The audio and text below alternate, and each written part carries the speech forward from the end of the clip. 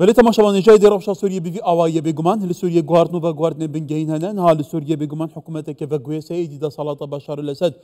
آنکو سیستم اسدی پشتی نیزی 6 سالان لسوریه به تمامی هات رامالین سوریا پشتی و قناغه البته به برفکی و بچه و چابت اداره کرد فوکسان نف دولتی ولی خب که همون آبندین گرینگن بریار سراس نف دولتی بحث روشا سوریه کن روشا که هستکارو و بگمان دلمه امن هادی چینیا شامی بو یکم جار سیاست مداره که کرد برپسه که دیاری کرد امیل شامی ور بگیرین کل سر پرسا کردن دوزا کردن نهال شامی یکم جار بگمان ده کردستان 24 دبایی که راست خواه امی دیگل وان لشامی بحثی وی پرسیب کن اوجی بریس دکتر عبدالحکیم بشار جگری سروکی اپوزیسیونان اجتماعی سوریه نهال شامی گلمه دکتر خوشحالین ایدین ها طول شامی گلمه بیرات تیتی بریا چند روزا تو استانبول گلمه بوی ما گوت هشتا اسد لشامی ما بوتا گوت ایدی اسد نما قناغا پشتی اسده کواتا نها قناغا پشتی اسده تو چوی شامی تو لشامی گلو روشا شامی چاوایه گوهرتن چاوایه جان چاوا در بازو به شوندا به برفریه می بحثی روشه بکی بله زور سپاس از هن جگری سروک کوالیسیون هن انجمن اجتماعی کردیمه براستی هاتنامه آنکا جبو ام دناف حدث دبن ام فين بكن لشامي تشي دبش بر بايتخت خلق چوات فكرين هيزن سياسي القل رجيم بون اي اوبوسيون بون چوات فكرين حكومات دمكي تشيل بيشاوي نايه دا دفات شاقشا ام فين بكن وسوي اساسي انجمان اجتماعي كردي ايجي بريارا خبسين وقاوا خبافشه يعني اف هاتنامه بيوديم قش جبو فهم كرنا تشيل شامي تشيد يعني بعربي استطلاعي كواتا تشيد بيت دكتور نا حكومتك دمكيا فغويسه او حكومتها الادلبي طيبتي كو هيئه التحرير الشام وبروبين تيدا بالادستن للشامي كواتا روش شاويه يقولون بله روش آلي سياسي ده مقالك هذه سياسي ديتن يعني الحرد وليان خلكن يعني سرب خام ديتن خلك سياسة مدار من مالبات ديتن تايبت علوي قش دي بيجن تشتشوي قالك باشا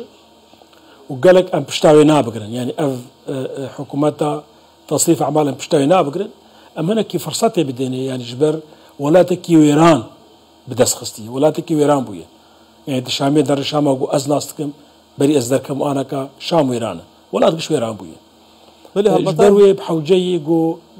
يعني هنا كي بله هنا قافل بابجن اف حكومتها افا تصريف اعمال يعني هيزك تقدر يا كمين شكل سوريا يك إدارة سوريا شبابه آرامي سوريا شبابه نهيل كشتن دناف خيك سوريا شبابه خدماتش خيك تقديم ك أفانا قش واش خور برنامج دانية شارمه أزبور كمجدي شارمه هذا باسمن ل دفي قناخيده دفي أم بشتا وانا بقرن أم آلي كار مبارة أم نأصنك بجو أصلا جاجوار شنك بله دكتور البته تو زانی جیک سوریه ولاته که فرا پیکاته دناف دا کورتنه کو یکیش پیکاتن سرکه و راسانین سوریه نه حتی الشامه کنه هات لوری گلک جاران کردان دا است هری بالا دا سالادار بنویره یعنی دچارچوب حکومت و گویس گلو بو تونو نرین کردان و که وزیر و کو برپسین بلند دا بجدار نبونه انا كحكومه تصريف اعماله اج ادلبي اني فيدري ليه لجور يعني جاي ما دنا مواد يعني شخص شنو هذا الناموان هذا بيجن افشار ما هي مدرباس في حكومتك انها افابك نافي حكومتها الدمكي ايدي وحركس جي خوتي بين تفكر دا حركس هيزن سياسي وجي خوتي بين حتى سوريا ارام تربكن خلكي سوريا فقر سوريا بيشتر خينن وحكومه الدمكي جي شغله خوشش ما حتى صالك لبرن جو ايدي دستور يجي بقهرن دستورك نه بدانين ليشوي دستوران هين بچرنگي وانا ديار نكريت بجن قرا دستورك نه بدانين از بهارم او دستوران الجور يعني وق ام اوبوزيون تفكرن نزيكي او دو بينشار او باش الرجيم جي شويه لتقنياوي يعني حكومتك دمكي تشبه بحركه ده ارامي تشبه مؤتمركي سراسري سوريا تشبه او مؤتمر هلبجارتنا كتير تشبه جبول جناك دستورك نهبي دانين بالتأكيد يكرد بجدار بن ويكرد دو زمان في خبكن ونريني هي تحرير الشام سردوزا كردي نرينكي بوزيتيفه يعني آگاهين باش جانمه الجماهير بشكي كردي جسي دكساي كرديت بشدارن دما چو جگاوا ادلب دسته واده حتى آرکا ندوات چد کرن دیالوگ دکرن گفتگو کرن لسر روشا كردي لسوريا واضطهاد أسد كرداد د وقت أسد وبيرش رجع كردي جرك كرد بيجن ما في خا وك حم خلقي نوكسر مستوى كستايتي وك ملتك السرخاكي خوي. بله دكتور كواتا مادام توكو جني نرات كا أنا كسي أنجمنا نشمانيا كل سوريا مي بيتر بحسي برسا كردان كنا وصايدي أم كردين والكردستان بيستو شارن بحسا في برسيتين بس ما بس تمنا جي بزعم بمجلو بويا التحرير الشام بتني بو آليين دنيا أوبوزيسيون يجي تدا بجدار نبونا يا سوريا. أنا كسب بجدار من أشتى بيجم نادي حكومة تصرف أعمال نه حكومته حكومة يعني البيشادة تشتغل يا حكومتها بري بهيلن بري وقت الرجيم ده يا حكومتك ده حاضر وحكومة تصريف أعماله نه حكومتها دمكية فرق حكومة تصريف أعمال يعني تبر يارا الناس تين الأفانا حكومة الدمكية بشتي أف آرامياغو تشيكن جبرجو حتى حكومتك تشيكن بحوجة بشيورن بحوجة أوبوسيون بحوجة نتيجة وقتك يبخ أو بحوجة تشتكي إسعافين أنا كاغو تشبر ريفرن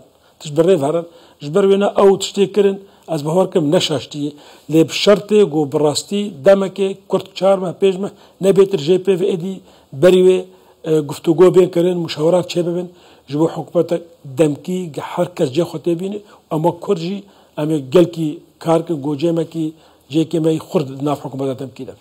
بله وگرینگه دکتر کتاجی گوتی قناغا و گویس پشتینگی نویسینا دستوره که بو سوریه کو مافی کردان تعداد سبب بن هنو کو آلین کردان گلو بچره و رباس و بچنا شامه و تعامل جلوان پیش هاتام کن تو زانی جی پرسا کردان پرسه کنه تویه آخیه جغرافیه ناسنامه حتی دیماییه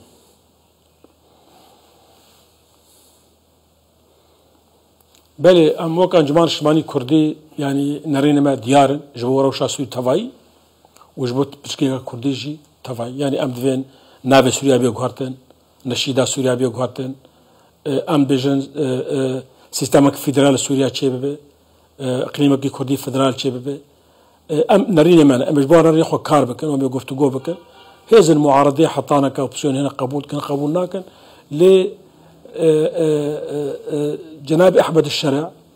جبو بزقيكا كردي يعني زيدي جارك يقولتي كرد جارك جيخو وك كرد سوريا ببينن دوك يعني بناف عربه كرد جيخو سوريا ببينن ورجي يعني ناماك هابو دفي ام جهابنا كتخ ناف كرد وكرد وناف باكاكي يعني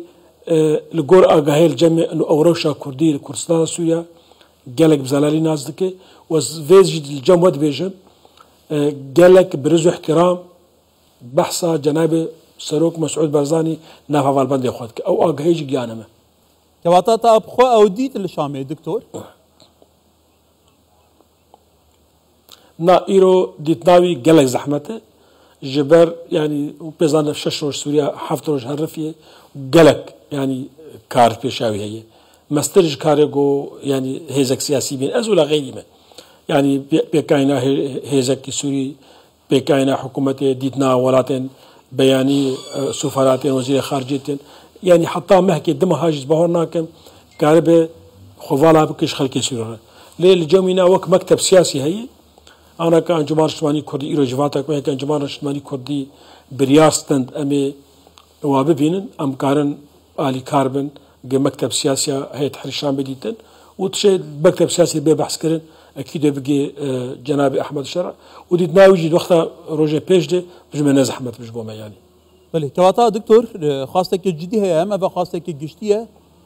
كو كرد لسوريا بيجيك أجندة يك برنامج یک سیاست و استراتژی به هفشی بچنا شامه لور گوتو بیجان لسر پرسنت خابی کن تایبتی انا کسی و پیادی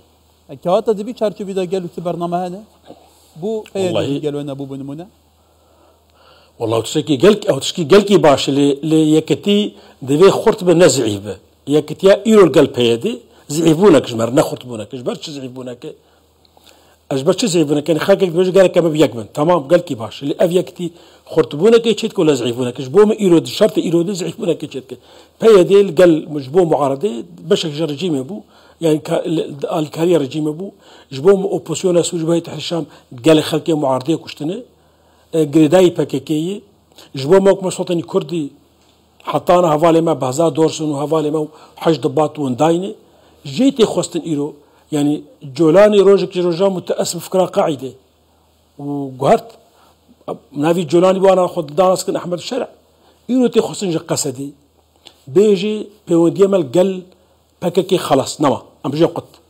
وباكاكي قد غبك الكرستان شويه الشرقي قد غبك دبي باكاكي نمين رايا باكاكي ورا شابكي دبي قد غبه خلكي باكاكي درخينن وبدن ديار كرن او خلكي ما قرتي الكودرين ويتشاغي جبو كرداجي روبلكين هفتك جبو اوبوسيون سوج روبلكين هفتك اللي حتى انا باشك شبككيه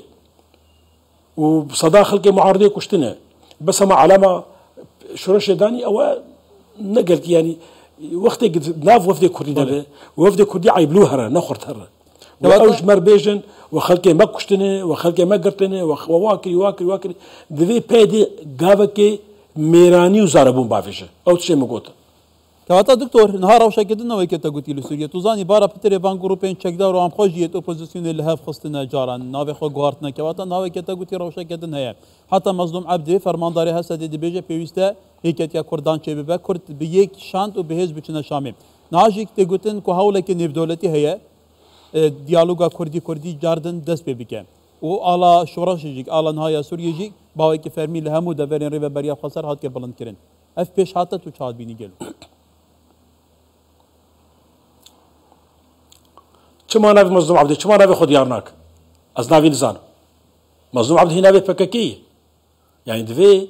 اف هزي نافدوتي تايبت امريكا وفرنسا قالك دوست منه لروي شامي ام بترزان از انا شامي از ام بخلق سر فككي وبيدي تشتغل تاخذن قلكي بنخش تشتغل ياك تاني بديتي حزب العمل الشيوعي بيج اموا دوستي هفدونه لاود قش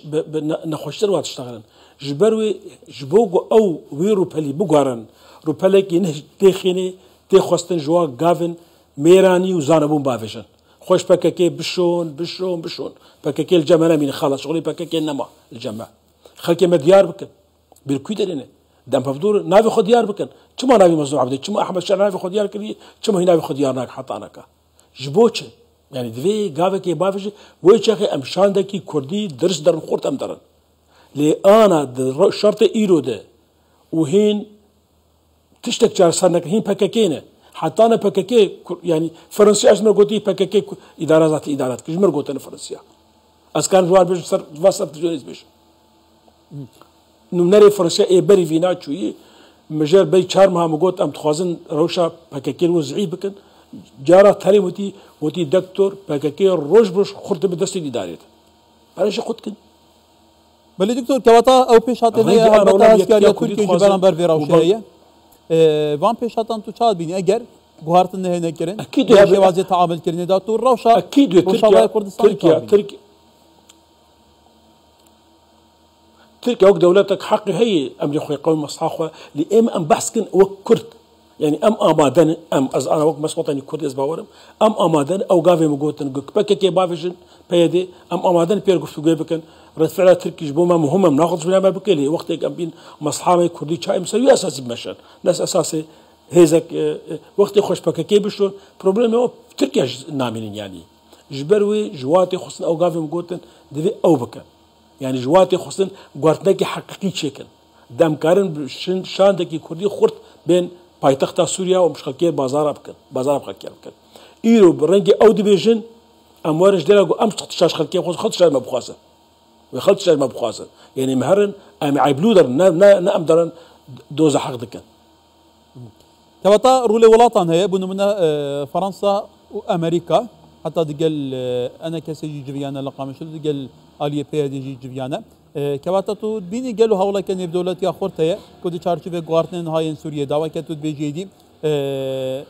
هي ديري ببريا قصر جبهه كي بيدور خستن ايدي او هستياري وين او هيجتن كو اليان حساسي البرامبر هبويا نمينن دفي أو تشيل جماعة جار سر بكن دور يعني جبر أف 4 سال أمريكي 10,000 بستاده أما كان وق برنامجك سياسي ليه بيش نكت يعني أف 4 سال أمريكي محاولة ما بقين هفدو اللي خونك أرش بكي كي خدكن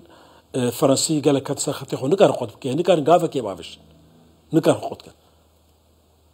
بقولوا شاندكي ولا أم كردنا هفدو بقول هرن بيت أساس أم زعيف در نخور در أبدا ولی دکتور بني فيما اوبوزيون نيفا ماجد كارماندي رجيمه بو دستگاه رجيمه بو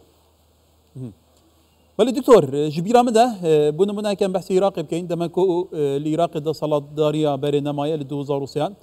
دنا با اوبوزيسيون دا هزهري خرد كرد بنا كرد بيك دنگ تنا بغداد بيك دنگ حتى برفز بنا دنا با حكومه فاغويز يا سردمي علاوي وزير دربه عراق وشار زيباري بويا جيجري سرك وزيران كرد بويا اندامي جباتا حكمي كشان سروك بارزاني بويا كو حكمي همو عراق ذكر لانها اول سوريا تدي جبو كردان وصانينا كواتا ان هر دو الي هريك بسري خو بچن تعامل ديال واقعي بكن وهاف جرتينا بنجلو ويشقاز زرار بر كردان بجينا او كي بر برسرفيكي وبيويست بايكي كونكريتي تشا غاف بلا زوبس بهنافتن جلو ما دام البيشاويه دم هضمايه وبهيبان وبصالان جابري هفدو بكن بردام جبينان بكن وانجام نبي ندت شهدو جهين يعني هز كردستانات عراقي يعني بارتيو يكتي راسنا كوكي وهبو لحد جر صدام بون حد جر رجيم بون اما ام باش قال اوبوسي بون رجيم بون افتشكي قال كي شهدو جهيه دو حرب باشك جوانا